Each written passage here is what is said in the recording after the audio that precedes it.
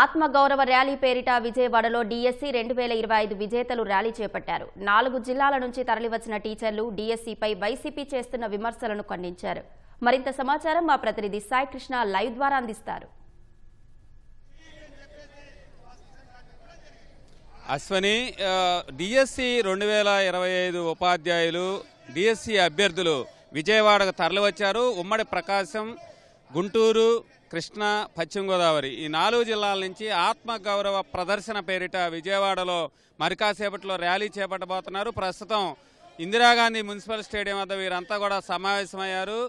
DSC 2025పై YSRCP చేస్తున్న ప్రచారాన్ని తీవ్రంగా వ్యతిరేకిస్తూ ఇప్పటికే రాష్ట్ర వ్యాప్తంలో రాయలసీమ ప్రాంతంలో వీరంతా భారీ ఎత్తున ర్యాలీ చేశారు. కాకినాడలోనూ కూడా సదస్సు నిర్వహించారు. ఇవాళ విజయవాడలో 4 ఉమ్మడి జిల్లాలకు సంబంధించిన అభ్యర్థులు పెద్ద సంఖ్యలో తరలివచ్చి తమ నిరసనగాలం వినిపిస్తున్నారు. ఎంతో కష్టపడి సాధించే ఉపాధ్యాయ ఉద్యోగ భర్తీ ప్రక్రియపై వైఎస్ఆర్సీపీ నిరంతరాయంగా దుష్ప్రచారం చేస్తుందని ఇప్పటికే వాళ్ళు ఆవేదన వ్యక్తం చేశారు. తమ ఆత్మగౌరవం దెబ్బతీసే విధంగా మాట్లాడుతున్నారనేది కూడా చెప్తున్నారు. దీనికి సంబంధించి ఉపాధ్యాయ అభ్యర్థులు ఉన్నారు, కొంతమంది వారితో మాట్లాడదాం. మీరు ఎక్కడి నుంచి వచ్చారు? ఉపాధ్యాయ పోస్ట్ సాధించడానికి మీరు ఎంత కష్టపడ్డారు? ఎలా సాధన చేసి సంపాదించారు? మాది ఉమ్మడి ప్రకాశం జిల్లా పర్చూరు అండి. ఈ డిఎస్సి ఎంతో పారదర్శకంగా జరిగిందండి. మరి గత కొన్ని రోజులుగా కొన్ని వార్తాపత్రికల్లో, సోషల్ మీడియాలో ఈ డిఎస్సి మీద అసత్య ప్రచారాలు చేస్తున్నారు. ఈ డిఎస్సి ఎంతో పారదర్శకంగా జరిగింది, అంతేగాని ప్రతిపక్షాలు చేస్తున్నట్టు ఎటువంటి అవకతవకలు జరగలేదండి. మేము ఎంతో కష్టపడి మా శ్రమని నమ్ముకుని రాత్రి పగలు కష్టపడి చదివామండి. అలా చదివితేనే నాకు ప్రకాశం జిల్లాలో సోషల్ స్టడీస్ స్కూల్ అసిస్టెంట్గా 51వ ర్యాంక్ వచ్చింది. అలాగే టీజీటీలో నేను జోన్ 3లో 12వ ర్యాంకర్ని. మీరు చెప్తున్నారు అవకతవకలు జరిగినాయి, పేపర్ లీకేజీ, విద్యాశాఖ మంత్రి గారు రాజీనామా చేయాలని చెప్తున్నారు. పేపర్ లీకేజీలు, పోస్టులు కొనుక్కునే కర్మ మాకేం పట్టిందండి? అయినా నాకు 2 పోస్టులు వచ్చినాయి. 2 పోస్టులు వస్తే నేను 2 పోస్టులు కొనుక్కున్నానా? 2 పోస్టులు కొనుక్కోవాల్సిన అవసరం నాకేముంది? దీన్ని మేము తీవ్రంగా ఖండిస్తున్నామండి. ఖచ్చితంగా మీరు గత ప్రభుత్వంలో 5 సంవత్సరాల పరిపాలనలో ఉన్నారు. మీరు ప్రతి సంవత్సరం డిఎస్సి వేస్తాం అన్నారు. కానీ ఒక్క డిఎస్సి కూడా మీరు వేయాల. చివరిలో ఎలక్షన్స్ దగ్గర పడుతున్నాయనగా ఈ డిఎస్సి అభ్యర్థుల నిరసనకి తలొగ్గి ఒక 6,000 పోస్టులు నోటిఫికేషన్ ఇచ్చారు. అది కూడా అర్ధాంతరంగా ఎలక్షన్ నోటిఫికేషన్ రావడం వల్ల ఆగిపోయింది. మరి 2024లో ఎలక్షన్ మేనిఫెస్టోలో గౌరవనీయ ప్రస్తుత ముఖ్యమంత్రి చంద్రబాబు నాయుడు గారు తన అధికారంలో రాగానే మొట్టమొదటి సంతకం డిఎస్సి మీదే పెట్టడం చేస్తానని చెప్పుకున్నారు. ఆయన ఏదైతే మాట ఇచ్చారో మాకు ఆ మాటకు కట్టుబడి వచ్చిన వెంటనే 16,347 పోస్టులకి నోటిఫికేషన్ తీయడం జరిగింది. అలాగే మన గౌరవనీయ విద్యాశాఖ మంత్రి గారు నారా లోకేష్ గారు ఖచ్చితంగా 150 రోజులు తిరిగే లోపు మాకు ఎగ్జామ్స్ పెట్టడం జరిగింది, సర్టిఫికేట్ వెరిఫికేషన్ చేయడం జరిగింది, మేము ఉద్యోగాల్లో అపాయింట్ అవ్వడం జరిగింది. మీరు అధికారంలో ఉన్నప్పుడు పోస్టులు ఖాళీ లేవు, టీచర్లు ఖాళీ లేవు. గత విద్యాశాఖ మంత్రి గారు బొత్స సత్యనారాయణ గారు ఖాళీలు ఎక్కడ ఉన్నాయి అని చెప్పారు. మరి 6,000 పోస్టులు ఇవ్వడానికే ఖాళీ లేనన్నారు మీరు. మరి ఈ 16,000 మంది మేము ఎక్కడ అపాయింట్ అయ్యాం? 16,000 మంది పనిచేస్తున్నామంటే ఖాళీలు ఉన్నట్టే కదా. కాబట్టి మీరు చేస్తున్న అసత్య ఆరోపణలకి మేము తీవ్రంగా ఖండిస్తున్నాం. మీరు చెప్పే మాటలు మా ఆత్మగౌరవాన్ని దెబ్బతీసే ఉన్నాయి. దీన్ని మీరు విరమించుకోవాలా. చెప్పమ్మా, ఉపాధ్యాయ పోస్ట్ సాధించారు, ఎంత కష్టపడి సంపాదించారు? ఉండండి, చెప్పమ్మా, చెప్పు. ఎట్లా ప్రిపేర్ అయ్యి ఎలా సాధించారు? 6 నెలలు కోచింగ్కి వెళ్ళి ఒక 3 నెలలు రాత్రి పగలు ఎంత కష్టపడ్డామంటే కళ్ళంట నీళ్లు కారిపోతుంటే మరి కష్టపడి సాధించామంటే కళ్ళంట నీళ్లు కారిపోతుంటే తుడుచుకుని మరీ చదివి కష్టపడి సాధించాము. ఇలా అసత్య ప్రచారాలు చేస్తే ఎవ్వరము ఊరుకోము. మీరు దీనికోసం ఎలా ప్రిపేర్ అయ్యారు? ఏ ఊర్లో సాధించారు? మేము ఒంగోలు వెళ్ళండి ఎస్బీ సక్సెస్ కోచింగ్ సెంటర్లోని 3 నెలలు రాత్రి పగలు కష్టపడి చదివాం. తర్వాత ఇంటికి వచ్చి 2 సంవత్సరాలు జాబ్ మానేసి ఇంట్లో కూర్చుని కష్టపడి చదివామండి. మేమేమి డబ్బులు ఇచ్చి గట్ట కొనుక్కుని సాధించలేదు. ఇవి నిజంగా నిజాయితీగా వచ్చిన పోస్టులు మాకు ఇవి. చెప్పమ్మా, ఎలా మీరు సాధన చేశారు? ఉద్యోగం సంపాదించడానికి ఎంత కష్టపడ్డారు? ఎలా మీకు ఉపాధ్యాయ పోస్ట్ వచ్చింది? నా పేరు బాలా సార్, నాది వెస్ట్ గోదావరి డిస్ట్రిక్ట్ భీమవరం. అయితే నాకు ఓపెన్ కేటగిరీలో జాబ్ వచ్చింది సార్. నేను ఈ జాబ్ కోసం 3 సంవత్సరాల నుంచి హాస్టల్లోనే కోచింగ్ తీసుకుని రివిజన్ బ్యాచెస్ అవి ఎగ్జామ్స్ రాసుకుంటూ ప్రిపేర్ అయ్యాను సార్. అయితే గవర్నమెంట్ అయితే చాలా జెన్యూన్గా మాకు ఈ ప్రాసెస్ అంతా కంప్లీట్ చేసి మాకు జాబ్ అయితే ఇచ్చింది. నోటిఫికేషన్ ఇచ్చినప్పటి నుండి ఎగ్జామ్ అది కూడా చాలా మొత్తం పద్ధతి ప్రకారం జరిగింది సార్. మార్క్స్ అవి ఇచ్చిన తర్వాత మాకు మెరిట్ లిస్ట్ ఇచ్చారు. మెరిట్ లిస్ట్ ఇచ్చిన తర్వాతనే దాంట్లో వచ్చిన నేమ్స్ ప్రకారం మళ్ళీ కాల్ లెటర్ ఇచ్చారు. కాల్ లెటర్లో కూడా పర్టికులర్గా మెన్షన్ చేశారు సార్, ఇది ఓన్లీ సర్టిఫికేట్ వెరిఫికేషన్కి మాత్రమే, ఇది ఫైనల్గా జాబ్ ఇచ్చినట్టు కాదని చెప్పి సర్టిఫికేట్స్ అన్ని కరెక్ట్గా వెరిఫై చేసిన తర్వాతనే మాకు సెలెక్షన్ లిస్ట్లో నేమ్ వచ్చింది సార్. సో మాకైతే చాలా జెన్యూన్గా ఎగ్జామ్ పెట్టి మమ్మల్ని సెలెక్ట్ చేసుకోవడం జరిగింది. దీంట్లో ఎటువంటి నెగిటివ్ ఏమీ లేదు, మీరే తప్పుడు ప్రచారం చేస్తున్నారు సార్. చెప్పండి, ఏ ఊరు నుంచి వచ్చారు?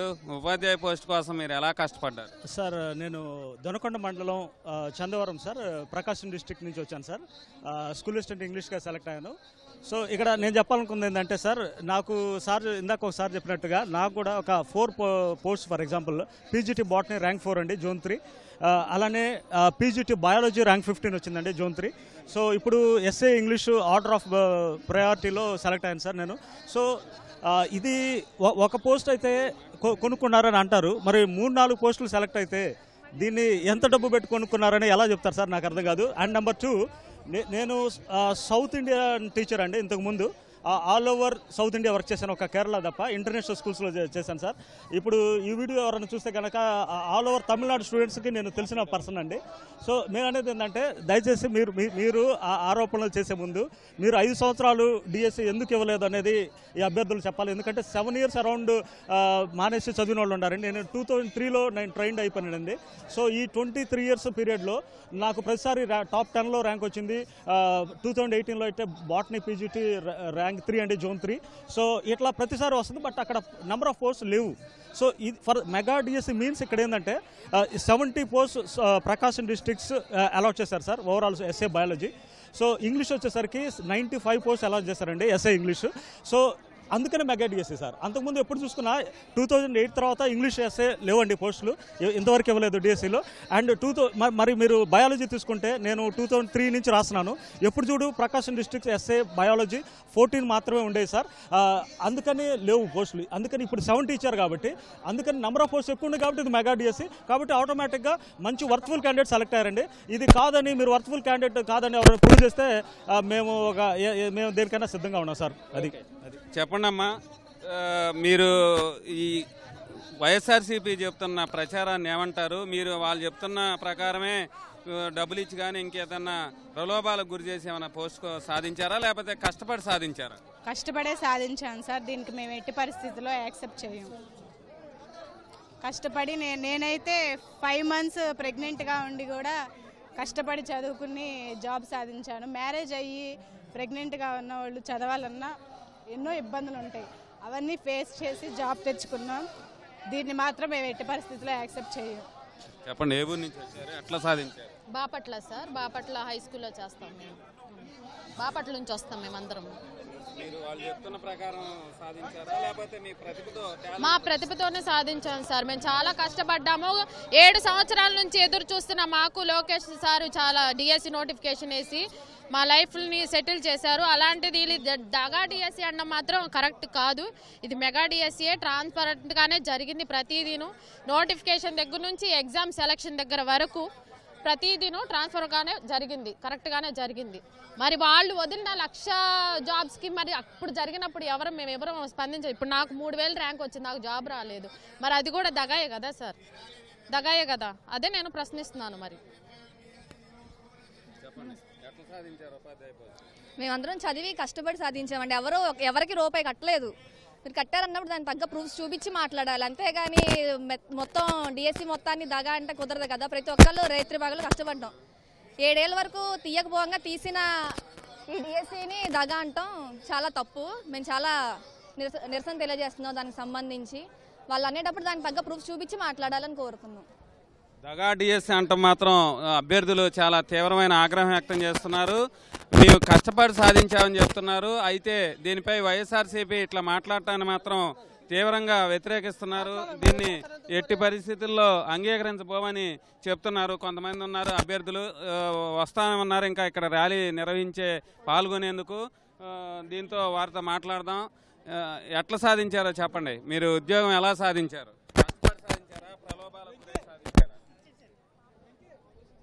మాది 18 సంవత్సరాల కలసారు మాది. ఇప్పుడు నాకు 40 సంవత్సరాలు. ఇప్పుడు 15 సంవత్సరాల నుంచి దాదాపు 3 డిఎస్సీలు నేను ఫేస్ చేశాను. ఈ 3వ డిఎస్సీలో నేను స్కూల్ అసిస్టెంట్ సోషల్ టీచర్ కొట్టడం జరిగింది. ఇది ఎంతో కష్టపడి మా స్వయం కృషితో ఎన్నో ఏళ్ల శ్రమ ఇది ఎవరో ఇచ్చినటువంటి ఇదైతే కాదు. మేము మా స్వయం కృషితో సాధించుకున్నామని బలంగా ఉద్ఘాటిస్తూ ఉన్నాం. మరి మీరు ప్రచారం చేస్తున్నారు, దగా డిఎస్సీ అంటున్నారు, అక్రమాలు జరిగినాయని చెప్తున్నారు. రోజు ప్రభుత్వం అనేక క్లారిఫికేషన్ ఇచ్చినప్పటికీ కూడా 2005 సమాచార హక్కు చట్టం వచ్చిన తర్వాత అలాంటి ఇబ్బంది అలాంటి ఇది జరుగుతుందని మేమైతే అనుకోము సార్. ఇది ఖచ్చితంగా 100కి 100% ట్రాన్స్పరెన్సీ జరిగింది. 100కి 100% పారదర్శకంగా జరిగింది. సర్టిఫికేట్ వెరిఫికేషన్ అప్పుడు కానీ లేదా తర్వాత ఎగ్జామ్ రాసేటప్పుడు కానీ ప్రతి ఒక్క సందర్భంలో కూడా చాలా జెన్యూన్గా జరిగింది. ఇది మాత్రము విద్యార్థుల యొక్క కష్టం మేరకు సామర్థ్యం మేరకు వాళ్ళ ప్రతిభ మేరకు వచ్చినటువంటి ఉద్యోగం మాత్రం చాలా స్పష్టంగా తెలియజేస్తూ ఉన్నాం.